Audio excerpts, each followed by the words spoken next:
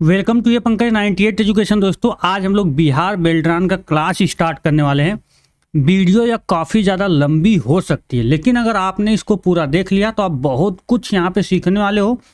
और मैं आपके लिए कोशिश करूँगा कि एग्ज़ाम से पहले 20 दिन पहले ही सारे चीज़ को कवर कर दूँ।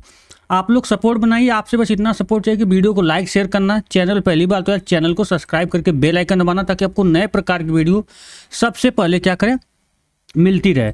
क्योंकि आपसे बस इतना, क्योंकि मैं आपको नोट्स बिल्कुल ईजी वे में वीडियो के डिस्क्रिप्शन में लिंक दे के आपको क्या कर रहा हूँ, डाउनलोड करा रहा हूँ, जो कि कोई नहीं दे रहा, आपको सब पेड दे रहे हैं। तो भाई इतना तो सपोर्ट करो कि वीडियो को लाइक शेयर करो। कोई डाउट्स है तो आप मुझे कमेंट बॉक्स में कमेंट करो। यहाँ पे देखिए, जैसे बिहार बेल्ट्रान की मैं बात करूँ तो यहाँ पे देखो डे 1 इधर भी चला था MS वर्ड का क्लास, लेकिन मैंने इसको पेंडिंग किया। यहाँ पे मैं शुरू से लेके आया सिलेबस, ये विदाउट सिलेबस में चल रहा था बीच में से, लेकिन यहाँ पे आप देख रहे हो ये सिलेबस से है। देखो यहाँ पे बिहार बेल्ट्रान सिलेबस के हिसाब से इनपुट आउटपुट डिवाइस, देखो यहाँ पे बिहार बेल्ट्रान का ये भी आपका वीडियो 9 मिनट का, ये 7 मिनट का, ये 12 मिनट का। 3 वीडियो आपका जो है कि डे 3 हो गया। अब डे 4 आने वाला आपका वीडियो, जो अभी डे 4 आएगा। अब मैं सिलेबस दिखाता हूँ आपको। यहाँ पे देखो, जैसे मैंने यहाँ पे लिया था ना आपका system software and application software, ये देखो 2।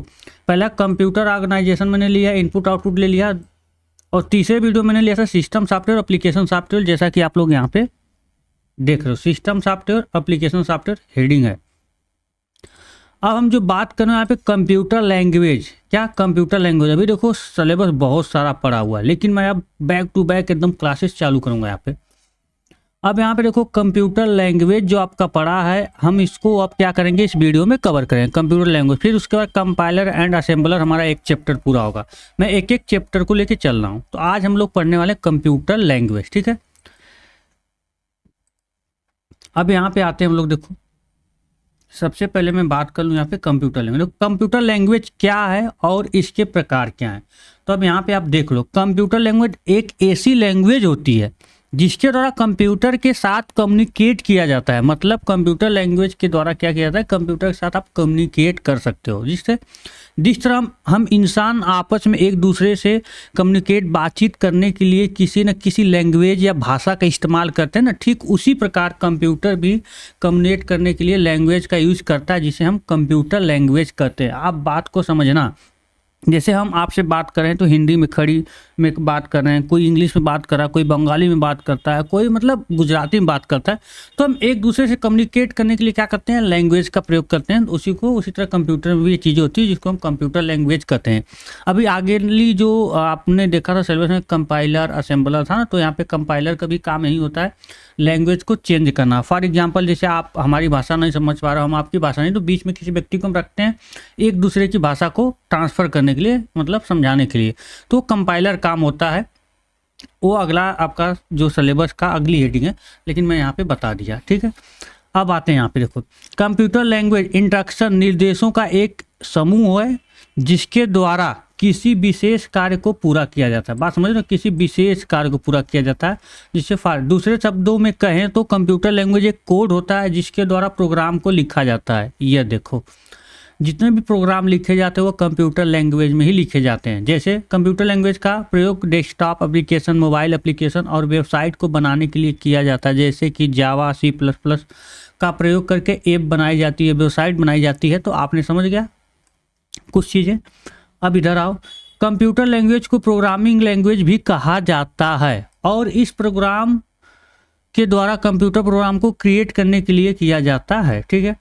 कुछ कंप्यूटर लैंग्वेज इंसान की समझ में नहीं आती है, इन्हें केवल कंप्यूटर ही समझ सकता है, ठीक। अब वो आगे देखते हैं, type of computer language in Hindi, ठीक है। अब यहाँ पे देखो, high level language, low level language, और एक होता है मीडियम लेवल लैंग्वेज। यहाँ पे मैंने मीडियम को नहीं लिया गया, हाई लो और क्या होता है मीडियम, मतलब बीच का होता है, ठीक है। यहाँ पे सिर्फ 2 रखा गया है, हाई लो और बस, ठीक है। अब देखो हाई लेवल लैंग्वेज और मीडियम। अब देखो यहाँ पे कंप्यूटर लैंग्वेज को किस तरह बांटा गया, low level language, high level language, ठीक है। असेंबली लैंग्वेज, मशीनी लैंग्वेज, ठीक। यहाँ पे हाई लेवल लैंग्वेज को ऑब्जेक्ट ओरिएंटेड और विजुअल प्रोग्रामिंग, ठीक है, इस तरह से बांट दिया गया है। अब यहाँ पे high level language in Hindi में हम इसको देखते हैं, क्या इसका डिफिनेशन। हाई लेवल लैंग्वेज एक ऐसी भाषा है जिसकी मदद से कंप्यूटर प्रोग्राम को आसानी से समझ समझा और लिखा जा सकता है। बात समझना यहाँ पे, ठीक है। हाई लेवल लैंग्वेज अंग्रेजी की तरह होती है, इसलिए इस भाषा को इंसान आसानी से समझ लेता है। किसको? हाई लेवल लैंग्वेज, ठीक है। हाई लेवल लैंग्वेज का इस्तेमाल यूजर फ्रेंडली सॉफ्टवेयर और वेबसाइट बनाने में किया जाता है। पूछा जा सकता है हाई लेवल लैंग्वेज का प्रयोग कहाँ पे किया जाता है? तो यूजर फ्रेंडली जो है कि वेबसाइट और सॉफ्टवेयर को बनाने में, ठीक है।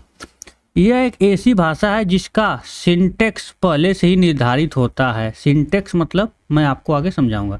हाई लेवल लैंग्वेज में कंपाइलर और इंटरप्रेटर की आवश्यकता होती है, जिससे कि प्रोग्राम को मशीनी लैंग्वेज में बदला जा सके। देखो कंपाइलर, समझ गए ना?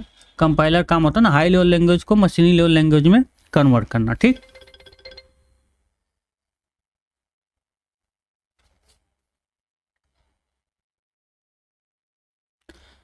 अब यहाँ पे हम लोग बात करते हैं हाई लेवल लैंग्वेज के उदाहरण से। पाइथन, इसको याद रखना है, यह पेपर में पूछा जा सकता है। मैं इसको थोड़ा सा यहाँ पे दूसरे पेन से ये हाईलाइट करता हूँ। ये देखो हाई लेवल लैंग्वेज के उदाहरण हैं पाइथन, जावा, जावा स्क्रिप्ट, PHP, ठीक है, C++, कोबोल, पेरल, पास्कल और फोर्ट्रान। ये सब किसके उदाहरण हैं? हाई लेवल लैंग्वेज के उदाहरण हैं, ठीक है।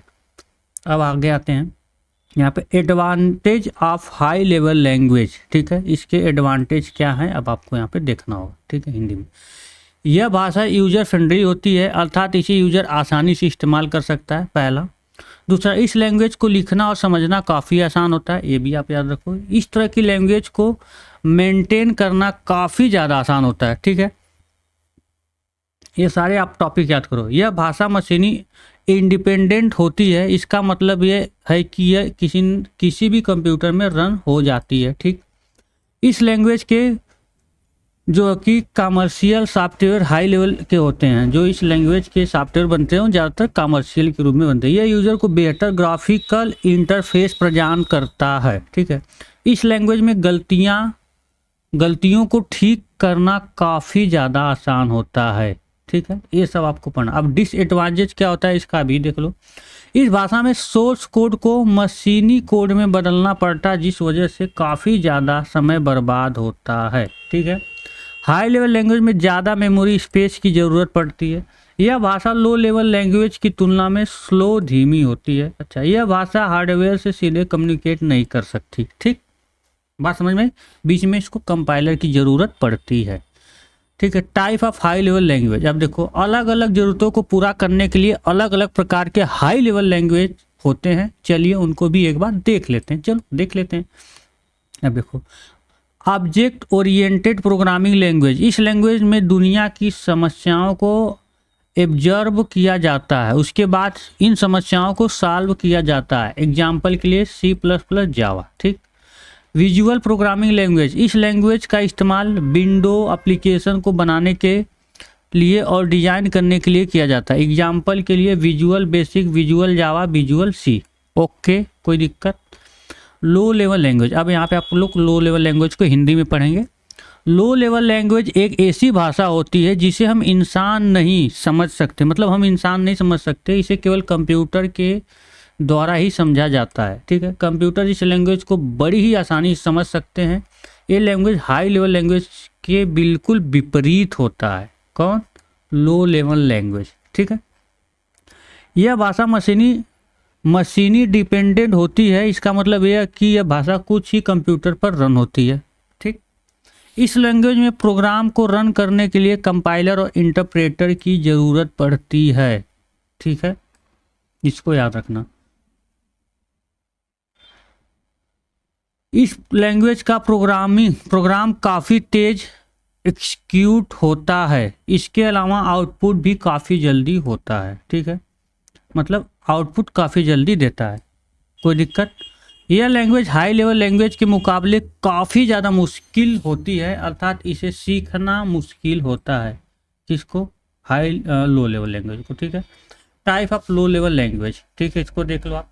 मशीनी लैंग्वेज, असेंबली लैंग्वेज, ठीक। मशीनी लैंग्वेज वह भाषा होती है जिसमें केवल बाइनरी 0 और 1 अंकों का ही प्रयोग होता है। इसके बारे में मैंने बहुत अच्छे से पढ़ाया है, 0 और 1 के बारे में पूरा मैंने एक टॉपिक ही कवर किया है, सवाल लगाया है, उसका भी लिंक आपको डिस्क्रिप्शन में मिल जाएगा। 2018 की वीडियो मैंने बना के रखा है। दूसरे शब्दों में कहें तो जिस भाषा को कंप्यूटर बिना किसी टेक्नोलॉजी के समझ लेता है उसे हम मशीनी लैंग्वेज कहते हैं। ठीक, कंप्यूटर केवल बाइनरी 0 और 1 को ही समझ पाता है। बाइनरी डिजिट का यूज कंप्यूटर हर काम के लिए करता है। जो प्रोग्राम 0 से लेकर 1 डिजिट के होते हैं उन्हें हम मशीनी लैंग्वेज कहते हैं। ठीक है, मैं बता दूं ये नोट्स आपको वीडियो के डिस्क्रिप्शन में मिल जाएगा, आप बिल्कुल जाकर वहाँ से आसानी से डाउनलोड कर सकते हो। वीडियो को लाइक शेयर कर देना है, दोस्तों को अपने जरूर इसके बारे में बताना। एडवांटेज ऑफ मशीनी लैंग्वेज को मैं बता रहा हूँ आपको। इस भाषा में लिखे गए प्रोग्राम को कंप्यूटर आसानी से समझ लेता है। इस लैंग्वेज को कंप्यूटर जल्दी एग्जीक्यूट कर लेता है क्योंकि इसमें कंपाइलर और इंटरप्रेटर की ज़रूरत नहीं पड़ती है। यह आउटपुट जल्दी देता है। डिसएडवांटेज भी देख लो, मशीनी भाषा के लिखे गए प्रोग्राम किसी इंसान को समझ नहीं आते हैं।